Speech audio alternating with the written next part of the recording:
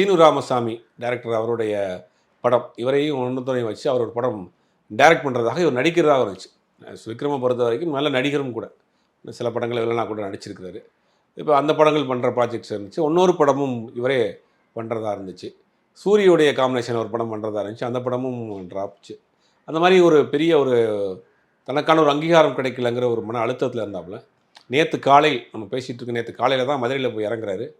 Night ஊருக்கு திரும்புகிறப்ப இறந்துடுறாரு. அதாவது காலைல போய் இறங்குறாரு, ஒரு வேலை இருக்குது, அந்த வேலையை முடிச்சுட்டு ரூமுக்கு வர்றாரு. வர்றப்ப ஒரு மாதிரி அன்கம்ஃபர்டபுளாக இருக்குன்றாரு. ஆஸ்பத்திரிக்கு போகிறாங்க, செக் பண்ணுறாங்க, ஒன்றும் இல்லை. அதுக்கப்புறம் லஞ்ச் முடிச்சுட்டு ரெஸ்ட் எடுக்கிறாரு. நைட்டு ஊருக்கு கிளம்புறதுக்காக அவருடைய ஹோட்டல்லேருந்து ஃப்ரெண்ட்ஸோட காரில் இறங்கி நேராக பஸ் ஸ்டாண்டுக்கு வர்றாரு. பஸ் ஸ்டாண்டுக்கும் அந்த ரூமுக்கு இடப்பட்ட நேரத்தில் கார்லேயே உயிர் போயிடுச்சு. உடனே பாடி இங்கே கொண்டு வந்திருக்கிறாங்க. ஒரு மிக நீண்ட ஒரு பயணம், நீண்ட போராட்டம், தனக்கார அங்கீகாரம் கிடைக்கலங்கிற ஒரு பெரிய வருத்தம், இயக்கம் இருந்தது. அது ஒரு மன அழுத்தம் இருந்துக்கிட்டே இருந்துச்சு.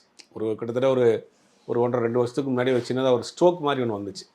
அந்த பாதிப்புலேருந்து கொஞ்சம் மீண்டு வந்து திருப்பி இருக்கிறப்ப தான் இந்த மாதிரியான ஒரு